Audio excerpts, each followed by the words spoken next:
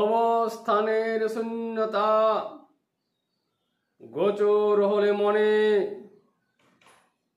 স্পর্শ ছুঁয়ে যায় প্রাকৃতিক কুলে, হৃদয় দিয়ে প্রবেশ করে অঙ্গ মাঝারে, ত্বক দিয়ে স্পর্শ হৃদয় দিয়ে ছুঁয়ে, সূক্ষ্ম স্পর্শ আত্মা স্বয়ংকালে মন তারে ছুঁয়ে থাকে জীব প্রাকৃতিক কুলে। সূক্ষ্ম অনুভূতি সুখ জীবনের কালে, ব্রহ্মার লুকিয়ে কোথায় আত্মা স্বয়ং নিজে অনুভব করে।